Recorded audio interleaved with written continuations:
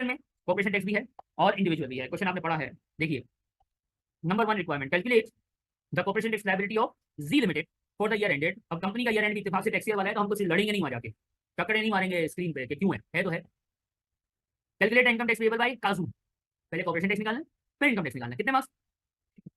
खुद से सोचना, खुद से सोचना। 1 मार्क का होगा तो कॉम्प्लेक्स तो नहीं होना चाहिए। एग्जामिनर के जो पेपर के जो क्वेश्चन होते हैं ना, टाइम बाउंडेड बने हुए होते हैं कि एक एवरेज स्टूडेंट जिसको आता हो वो उसको उतनी मिनट में कर ले जितना अलाउड टाइम है। तो कभी भी ये सीए का पेपर नहीं चल रहा है कि वो होशियारी करेगा, नॉर्मल टाइम बाउंडेड पेपर होता है। तो 1 मार्क का है तो ये हो जाएगा 2 मिनट के अंदर, लेकिन इसके लिए याद होना चाहिए, ये एक मसला है। चलिए पढ़ते हैं। फिर एक्सप्लेन करना है corporation tax, income tax, NIC implication for alternative number 2। फिर कैलकुलेट करनी है tax saving alternative number 2। You are not expected to explain the tax सही है, हमें पता है। Calculate the tax saving instead of Kazoo dividend income and Z Limited Corporation is liable if Kazoo withdraw the entire net of tax profit of Z Limited as a dividend during। ओह, कि क्या होगा tax पे फर्क अगर बंदा जो है वो प्रॉफिट को डिविडेंड के नाम पे विड्रॉ कर ले, तो वो भी देख लेंगे, तो मसले वाला क्वेश्चन थोड़ी है ये। टैक्स प्लानिंग जब भी आए ना, टैक्स सेविंग बताओ और 10 मार्क का सवाल हो तो ऑब्वियसली हमें खुद ब खुद पता चलेगा कि ये कौन सा सवाल है प्लानिंग का। तो आइए हम काजू को स्टार्ट कर रहे हैं। क्वेश्चन का नाम है काजू, क्वेश्चन नंबर 100 का प्लान की टिट का क्वेश्चन है। काजू is currently employed at a gross annual salary of कितनी 2 लाख पाउंड, यानी काजू ने एसी से किया होगा। Kazu will continue to earn the same salary until he retire on this date, at which point his income will reduce to gross annual pension income of 55,000। अभी 2 लाख कमा रहा है, रिटायर होगा तो इसको पता है गवर्नमेंट की तरफ से कितना पेंशन मिलेगा, 55,000। दिस मीन्स काजू सही है ना, काजू चलाते हैं काजू भाई। Kaju is currently an additional rate tax payer but will only be a higher tax payer when he retires. कहते हैं 2 लाख कमा रहा है, एडिशनल बैंक टैक्स पेयर है, और जब रिटायर होगा तो 55,000 कमाएगा, तो हायर बैंक टैक्स पेयर हो जाएगा। हमने काम क्यों बताने में आता है। ओके ठीक है। काजू जो है will undertake 40,000 of work on a freelance basis during the tax, हमारा टैक्स 40,000 freelancing से, to carry out his work। Kazu will form a new company Z Limited of which he will be an employee। हमारे tax में इसको मौत आई, इसने एक company खोली और उस कंपनी का क्या बन गया, एम्प्लॉय बन गया। तो कौन नहीं होता इन लोगों को। फिर क्या, this freelance work will not involve any expenditure and will last for just 1 year। हमारे पूरे टैक्स ईयर में वो काम चलेगा और कंपनी है Z Limited अकाउंट टैक्स के हिसाब से बनाएगी। For allowing for corporation tax, Kazu will withdraw the entire net profit of कितना, सारे का सारा जो प्रॉफिट है काजू भैया किस नाम पे ले जाएंगे, घर पे किस नाम पे विड्रॉ कर जाएंगे, डिविडेंड के नाम पे विड्रॉ कर जाएंगे। ये पहला ऑप्शन है। दूसरा ऑप्शन क्या है, काजू जो है will take G limited will pay Kazu salary of 8,000 and G limited will make a pension contribution of 32,000 in company's occupational pension scheme on Kazu's behalf, tax 2320। Kazu has sufficient unused personal pension allowance so that the personal pension contribution of this amount will not result any annual allowance charge। ठीक हो गया, ये भी समझ आता है कि company कहती है कि भाई देख बात सुन, अब काजू जो है ना उसकी कंपनी है, कंपनी 40,000 का काम कर रही है तो उसे कॉर्पोरेशन टैक्स लायबिलिटी बनती है। काजू चाह रहा है कि ये लायबिलिटी को किसी तरह से मैं क्या कर लूँ, अवॉइड कर दूँ। उसके लिए पहला ऑप्शन क्या लाया, मैं सारा प्रॉफिट जो कंपनी का वो किस नाम पे खा जाऊँ, डिविडेंड। ठीक है। दूसरा ऑप्शन क्या लाया कि कंपनी उसको क्या दे, सैलरी दे, और यानी 8,000 की 40,000 का प्रॉफिट है ना, कहाँ है 40,000 का प्रॉफिट, तो कैसे भी होते हैं सर, कहाँ है ना, है ना 40,000 या तो पूरा डिविडेंड ले जाए खत्म कर। दूसरा ऑप्शन क्या, 40,000 में से 8,000 सैलरी की फॉर्म पे ले जाए और 32,000 कंपनी क्या कर दे उसके नाम पे, किसमें भर दे, पेंशन भर दे। पेंशन इज एग्जाम बेनिफिट और कंपनी के लिए इंप्लॉय पे हर खर्चा अलाउ, ये भी रूल आएंगे। तीसरा बेनिफिट क्या, विड्रॉ नहीं करे, फिर क्या करें, पैसा कहाँ छोड़ दे, कंपनी में छोड़े। जी लिमिटेड में पैसा रहने दे, कब तक रहने दे, ओए होए 27-28 जब तक क्या ना हो, रिटायर ना हो। और जब रिटायर हो 27-28 में तो क्या कर ले, सारे का सारा क्या कर ले, डिविडेंड के नाम पे ले जाए। अजीब आदमी है। फिर यानी ऑप्शन 1 और 3 में सेम बात है, बस किसका फर्क है, टाइमिंग डिफरेंस। फिर क्या है, काजू does not have any other income, गरीब फकीर आदमी। Assuming that Kazu withdraw the entire assume that Kazu withdraw the entire net of tax profit of Z Limited as dividend alternative 1 during the tax year, calculate corporation tax liability। Alternative 1 पे चलना है। पहले तो ये question को पढ़ने में ज्यादा टाइम लगा। टैक्स प्लानिंग वाला जो सवाल है देखो हमेशा याद रखना, पेपर में 10 मार्क वाला सवाल सबसे आखिरी में करना। टैक्स प्लानिंग का सवाल सबसे आखिरी में करना, होशियारी नहीं करना। कुछ लोगों को सबसे पहला सवाल सेक्शन सी पे 10 मार्क का आ जाएगा तो उसको स्किप मारना।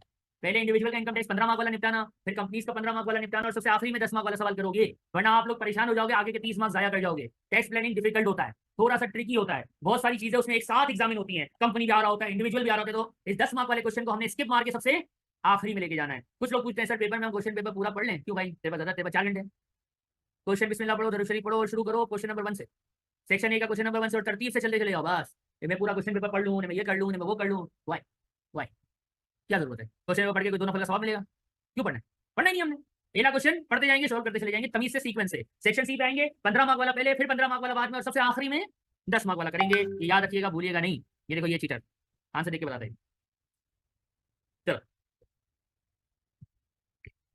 कॉर्पोरेशन कंपनी का ये जो ईयर एंड है ये कौन से फाइनेंशियल ईयर में फॉल कर रहा है? 23 में फॉल कर रहा है। 40,000 23 में तो होते हैं ना 50 से 2.5 और 2.5 से ऊपर, कब फॉल करेगा? फाइनेंशियल ईयर कौन सा? Financial year 23। क्या 40,000 का प्रॉफिट इंटू क्या आंसर आ जाएगा? आ गया सवाल।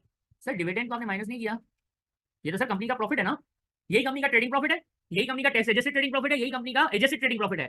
Dividend is not an allowed expense, याद है हैंडआउट कॉर्पोरेशन टैक्स का उसमें लिखा हुआ था, इंडिविजुअल में नहीं लिखा था। कंपनीज के हैंडआउट में ये लिखा हुआ है कि dividend is not an allowed expense. Dividend मतलब मालिक, और मालिक हमारा कौन है?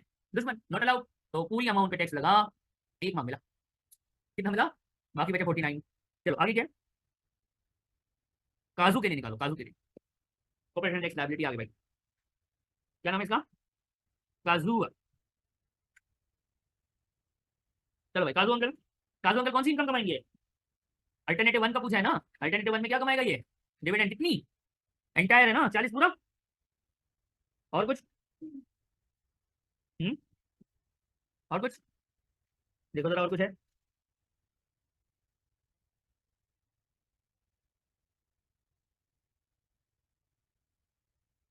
डिविडेंड इनकम कितनी आएगी इसकी बता दो बस, हमें करो।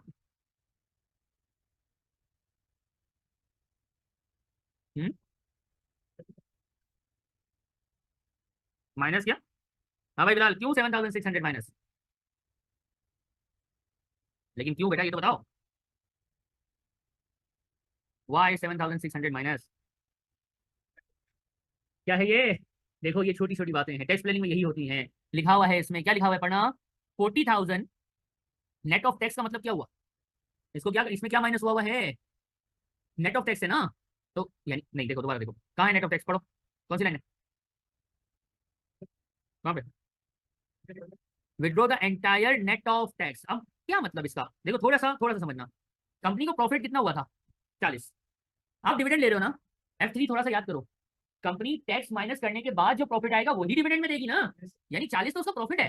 ये पूरा 40,000 टैक्स, यार ये पूरा 40 कंपनी दे दे तो क्या कंपनी किसी से भीख मांग के देगी क्या? तो 40,000 is the total profit of the company, जिसमें से हुकूमत को कंपनी कितना पे करेगी? तो फिर बचा कितना? जो बचा होता है वही आफ्टर टैक्स जो प्रॉफिट होता है वही रिटेन अर्निंग में जाता है ना, F3 FR। तो जो प्रॉफिट टैक्स माइनस होके बचता है वही आप डिविडेंड में देते हो। तो डिविडेंड कितना आया? 32,400। कोई आप इसमें टैक्स निकाल दो जल्दी से, कैसे निकलेगा? इसने आपको एक चीज लिखी है क्वेश्चन के अंदर, ध्यान से देखो। लिखा हुआ है कि he is a higher rate tax payer, लिखा हुआ है ना पहले पैराग्राफ में, but will only be higher tax payer जब तक रिटायर्ड ना हो। अभी वही बताना है। अभी आप देखो मेरी बात ध्यान से सुनना, अभी ये सैलरी कमा रहा है नहीं कमा रहा? अभी तो सैलरी कमा रहा है ना, अभी क्या कर रहा है? सैलरी कमा रहा है। सैलरी कमा रहा है इसका मतलब जो 2 लाख है उसमें इसका क्या खत्म हो चुका है? पर्सन हाउस ऑलरेडी क्या हो चुका है? कंज्यूम हो चुका है। इसका बेसिक बैंड क्या हो चुका है? कंज्यूम हो चुका है। इसका हायर बैंड क्या हो चुका है? यही तो पहले पैराग्राफ में इन्होंने लिखा है कि रिटायरमेंट के बाद ये हायर बैंड पे आएगा, लेकिन अभी ये कौन है? तो 2 लाख रुपए, 2 लाख पाउंड ये सैलरी कमा रहा है।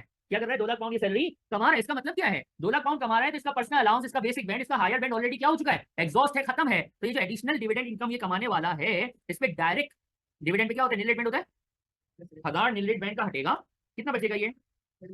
इस पे कितना परसेंट हायर हायर बैंड में डिविडेंड? 39.35। वाह, क्या आंसर आएगा? ये आ जाएगी काजू की क्या इतनी छोटी सी वर्किंग। लेकिन बात क्या थी? इंग्लिश। पहला पैराग्राफ अगर ध्यान से पढ़ दे, अब यहाँ पे कुछ लोग हैं जो भी पूछेंगे, उससे मैं उनसे पहले ही जवाब देता हूँ, फिर मैं चैट बॉक्स पढ़ूंगा। सर पर्सनल हाउस की माइनस नहीं किया तो? हाँ सर वो ऊपर 2 लाख बेटा ऑलरेडी कमा रहा है। If his income already is 2 lakh, इसका मतलब पर्सनल हाउस मर चुका है। और अल्लाह के बंदो, नेक बंदो, बात सुनो, जब आपकी क्या 80 कौन सी ए, क्या ANI किससे ज्यादा हो? 1,25,000, 140 से ज्यादा तो पर्सनल हाउस तो कुदरती मौत मर जाता है। तो इस सवाल में सर पर्सनल हाउस तो मर चुका है, अच्छा इसलिए पर्सनल हाउस नहीं लिया। फिर डायरेक्ट हायर का परसेंटेज क्यों लगाया? क्योंकि सैलरी ने सारे बैंड्स मार दिए, एग्जॉस्ट कर दिए, बेहतरीन हो गया। यहाँ पे एक और भी आएगा। सर वो था ना एडिशनल वाले के लिए नील रेट बैंड नहीं होता है, तो बेटा वो सेविंग में था।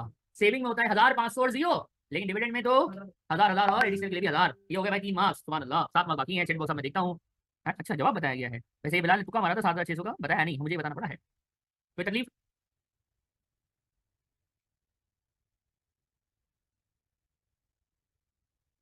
अब आते हैं बी पार्ट पे। क्या होगा फर्क, क्या आएगा फर्क मर्क जब ये बंदा कौन सा अल्टरनेटिव को फॉलो करेगा? अल्टरनेटिव 2 को। और आपको बतानी है 1 मार्क के लिए टैक्स सेविंग की, टोटल 4 मार्क्स हैं, ठीक है? ऑब्वियस था। ओ माय बच्चा, oh my God, bro is on fire. सबकी इंग्लिश जो है वो निखर के सामने आ रही है, पेपर करीब आ रहा है ना। खैर, okay man, now alternative to B, इतना ही, B2। चलो भाई, B2 अल्टरनेटिव टू में फरमाया गया कि वो सैलरी देगा और यानी ट्रेडिंग इनकम जो है कंपनी की फ्रीलांसिंग की। और सर स्पेलिंग गलत हो गई, ओहो बहुत बड़ा जुर्म हो गया, अस्तगफुरुल्लाह अलअज़ीम। चलो भाई, 40,000 कमा रहा है, करेंगे क्या? करूँ क्या? हाँ भाई, बताओ बताओ बताओ। सर देखिए, salary, salary is an allowed expense, वल्लाही अलाउड। अलाउड मतलब माइनस होनी चाहिए, नहीं हुई है, कर देंगे। ऑक्यूपेशनल पेंशन, जो पेंशन पेंशन है, ऑक्यूपेशनल पेंशन किसके लिए है? किसके लिए भर रहा है? चाचा के लिए, मालिक के लिए कि एम्प्लॉय के लिए? हाँ, धमाका होने वाला है, किसके लिए भर रहा है? एम्प्लॉय के लिए। Occupational pension for employee, employ के लिए ऑक्यूपेशनल पेंशन अलाउ होती है क्योंकि एम्प्लॉय हमारा बचपन का दोस्त है, उसने हमें सिलेंटी खिलाई थी, राइट? अरे सर आंसर जीरो, सुभान अल्लाह। In alternative number two corporation tax liability will be ZDRO। बेटा उसका ट्रेडिंग इनकम ही जीरो हो गया, तो 19% किस पे लगाएगा? जीरो पे लगाएगा। जब जीरो पे 19% लगाएगा तो आंसर क्या आएगा? जीरो आएगा, वल्लाही जीरो आएगा। हो याद आ। अब वो हाजी साहब हैं, उसको पैसा भी तो मिलेगा ना, क्या मिलेगी उसको? क्या मिलेगी? काजू अंकल, काजू आजा बेटा, काजू कम हियर। काजू अंकल आया, काजू अंकल को सिर्फ 8,000 की सैलरी मिलेगी, 8,000 की इनकम मिलेगी ना। 2 लाख ऑलरेडी कमा रहा है, तो ANI की वजह से पर्सनल अलाउंस बर्बाद है। ऑलरेडी 2 लाख कमा रहे हैं, तो बेसिक और हायर बैंक की मौत हो गई। बच गया कितने परसेंट पे? 45।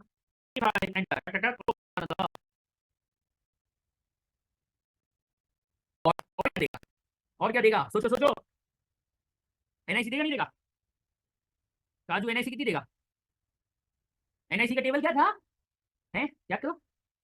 हाँ, एम्प्लॉय का बता दो। यानी 12,570 से नीचे हो तो NIC सुभान अल्लाह जीरो होती है। वाह, यही है ना। 50,000 जो चिल्लर माइनस 12,000, यानी जो 12,570 से कम जिसको सैलरी मिले उसकी NIC निष्ठा नहीं होती, खत्म। तो भैया क्या, हाँ, हिसाब किताब क्या आया? ये 3 कैलकुलेट कर दिया हमने, हमें मिले कितने? 3 मार्क मिले। यहाँ पे जो मोस्टली कॉमन है, ये पास पेपर ही मैंने सिलेक्ट किया है, मैंने कोई भी किट का ऐसा क्वेश्चन नहीं पिक किया है जो पास पेपर ना हो। इस पे एग्जामिनर का कमेंट था कि 2 में से मैं 3 में से 3 देना चाहता था, लेकिन सर कॉम जो है ना उसने NIC लिखा ही नहीं, तो मैं 1 मार्क खा गया सबके। फिर 49 की लाइन लगा दी मैंने। वो मेरे पास सर पता नहीं 49 क्यों दिए, सब तो आता था। अच्छा तेरे दिमाग में ये था कि NIC जीरो लिखना चाहिए?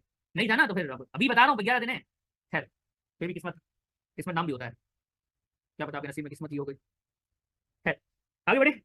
ओवरऑल टैक्स सेविंग बताओ, ओवरऑल टैक्स सेविंग बताओ कैसे निकालूं? बी का क्या है ये बी का 1 था, सॉरी, ये बी का 1 था। अल्टरनेटिव 2 में ये हो गया। अब आ गया बी का 2। हाय हाय, टैक्स सेविंग कैट की तरह सेविंग निकालेंगे ना भाई, कंपनी भी इसी की और है भी खुद ही। तो जब ये अल्टरनेटिव, मैं चैट बॉक्स देखता हूँ 2 मिनट बाद, अल्टरनेटिव 1 पे बात करेंगे तो क्या टैक्स दे रहा था, अल्टरनेटिव 2 पे बात करेंगे तो क्या टैक्स दे रहा था। अल्टरनेटिव 1 पे जरा देख के बता सकते हो? सर ऊपर चले जाएं आप। कंपनी का 7,600 और इंडिविजुअल का 12,356, एम आई राइट? और ये था अल्टरनेटिव 2 में कंपनी का जीरो और ये वाला इतना और NIC जीरो। अब देखो एरर आएगा, इधर मैं जीरो को जीरो कर देता हूँ, ठीक है। अगर ये अल्टरनेटिव 1 पे जाए तो 19,955 का टैक्स देना पड़ेगा, लेकिन थोड़ा सा दिमाग चला लेता तो देखो ये टैक्स में थोड़ा सा इसने दिमाग चलाया, काम वही किया है, सारा पैसा घूम फिर के इसके पास ही आया है। लेकिन ऑक्यूपेशन पेंशन में चला गया, जब 2027 में रिटायर होगा तो वहां से इसके पैसा मिल जाएंगे, घूम फिर के आएंगे। लेकिन टैक्स में कितना सेविंग कर गया, दिस माइनस दैट। ओ सुभान अल्लाह। सर आंसर आया 16,000 कितना, 356, राउंड करोगे ना। ये हो गया भाई 5 मार्क्स। अब मैं चैट बॉक्स देखता हूँ, ये देखो ये कॉपी करके इसने भेजा है। अच्छा मैं 2 क्वेश्चन करने के बाद कॉम हो गई थी, थोड़ी ओवर कॉन्फिडेंट ना, तो इसलिए मैंने करवाया ये वाला क्वेश्चन। मेहरान भाई ये देखिए जरा, अल्टरनेटिव 1 मैं थोड़ा सा पेन यूज कर रहा हूँ, देखिए अल्टरनेटिव 1 में कंपनी इतना टैक्स देगी, बंदा इतना टैक्स देगी, राइट? मिल मिला के कितना हो गया, टिंग टिंग टिंग, ये क्या हो, हाँ, मिल मिला के कितना हो गया इतना, राइट? अल्टरनेटिव जो 2 आया उसमें कंपनी कितना टैक्स देगी, जीरो, और ये कितना देगा, ये मिल मिला के कितना हुआ, 3,600। इन दोनों का जो डिफरेंस है यही मेरी टैक्स सेविंग है मेरा मेहरान, कितनी, 16,356। और कोई सवाल? माशाल्लाह माशाल्लाह।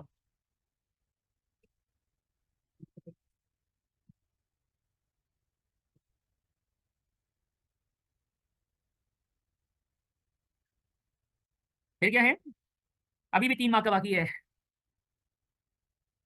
जी जी मैं कर दूंगा बेटा, कर दूँ। Calculate the tax saving in respect of Kazoo dividend income and Z Limited corporation tax liability. If Kazoo withdraw the entire net of profit of Z Limited as dividend during the tax year 27-28, alternative number 3.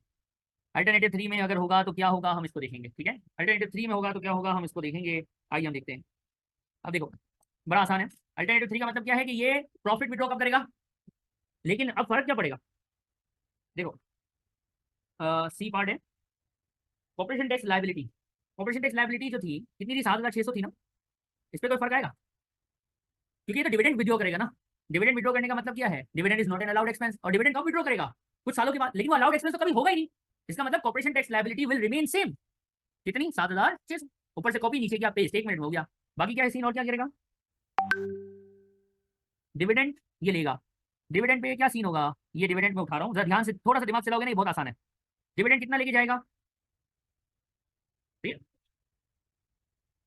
कितना net of होगा, 40,000 minus ये, right. नील net band उतरने के बाद ये बच जाएगा। अब जरा ध्यान से समझिएगा, पहला पैराग्राफ देखो। जब रिटायर होगा तो higher band additional band tax payer नहीं रहेगा। कौन बन जाएगा, हाँ क्या बन जाएगा, कैसे, क्योंकि उसकी इनकम कितनी रह जाएगी, सिर्फ 55 में बेसिक में कितनी चली जाएगी, 37,700। बचेगी कितनी, जो भी बचेगी। हायर में जगह कितनी होती है, यानी जो मेरी ये जो डिविडेंड इनकम है ये सारी की सारी अब फॉल करेगी कितने परसेंट के ऊपर, हायर बैंड के परसेंटेज के ऊपर के नहीं। हायर बैंड का परसेंटेज क्या है 33.75 और टक टक टक टक कितना अमाउंट आया।